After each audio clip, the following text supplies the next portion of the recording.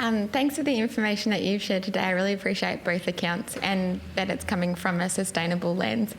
I just wanted to know your thoughts about people who follow like an ancestral diet. It seems interesting that most of the other species know inherently what to eat and humans are so confused about what they need to eat. So just interested about your thoughts about that. It's a great question. Do you want to go start? It is a great question. I agree, like there's unnecessary confusion and we do need to go back to a more simple approach to our food. And you're right, the lion doesn't get confused about killing the antelope. It just does what it needs to do. And it certainly doesn't, worry about the ethics of its choice. I guess fortunately in that sense with our brains, we do have the ability to have that awareness with those things. I think it always comes back to what we've said, always go back to a whole foods diet. Minimally, honestly, I can't really think of an example where I would say, hey, have some processed food. I think I would be disingenuous if I was like... Maybe if you're in the army, you're starving, you're out on a big trek, that's all you could bring with you. Yeah. Yeah, because that's what they do in the army when they have their massive treks. I was speaking to an officer the other day actually, and he was like, they've formulated these packs. Yes, I forget what he calls them. Packs. Yeah, the ration packs, and it's got like bunch of protein, bunch of carbs, bunch of fat, and when they go out on their big troops and whatever, it's just like bang. And obviously in that situation, that's where I think the processed food and the formulas really probably come in super handy because they're carrying, 22 kilos on their back. They're not going to whip out a steak. That's right. Tupperware, my 6-pack, put the ice pack in it. And people who are on a plant-based diet who are maybe as they learn how to get the right balance of nutrients for performance and recovery in their health, sometimes, you might want to include, a plant-based protein shake or something like that as an easy way to get your protein up for the day. Certainly not to say relying on that, but yeah, there's going to be little instances where you can go, all right, well, maybe I can make an exception for that in this instance. But when we're talking about like ancestral diets, you're probably going to be able to speak a bit more in depth about this, but I think it always does come back to it has to be whole foods, and it really is that simple. I don't think we can make it any more complicated than that. I love the question because before I answer it, I just want to say this.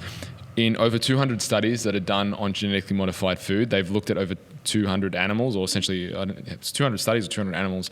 I forget the exact details, but essentially they analyzed 200 animals. They presented the option of genetically modified food versus the ungenetically modified food, the non-GMO food. In every case, the animal would pick the non-GMO food. Then they went one step further. They only presented the option of the genetically modified food. The animal, 9 times out of 10, picked to starve than to eat that food. The animal did not recognize genetically modified food as food, which blows my mind, right? It's like, wow. That is quite incredible, to feed. So the smell, the texture, they're able to see the difference, whereas humans obviously are lied to with marketing and whatever. And are into facts and figures. So when we look at the ancestral diet, there's a few ways to, I suppose, dissect this. Way one is to look at the blue zones. So the blue zones were essentially regions of the world where people had lived to over 100. And they analyze what they eat. Now, the thing about the blue zones, everyone's kind of eating a different thing. So it's not one diet. It's depending on where they live. And it goes back to what we were saying earlier, which is living off the land. Then another way to analyze this is with Weston A. Price's work. He wrote a book called Nutrition and Physical Degeneration, which I'd highly recommend. So in truth, Weston A. Price, when he went out and did his research, he wanted to know what makes people healthy. So he was a dentist and a researcher.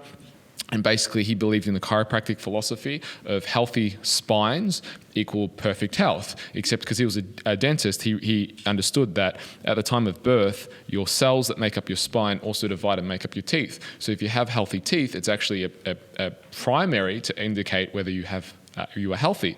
So he went out into the 1930s and analyzed essentially 14 different cultures, native cultures, and looked at what they eat. Now, in truth, he thought he was going to find a vegan society. He didn't. That really surprised him. The closest he found was lacto-vegan. So the Swiss, for example. What he did find is like the Aboriginals or any of these like native cultures is their diets varied upon where they were. What we're also learning about the microbiome is that, you know, people in today's day and age want to be really politically correct on things. What we're learning about the microbiome is it's racist as fuck.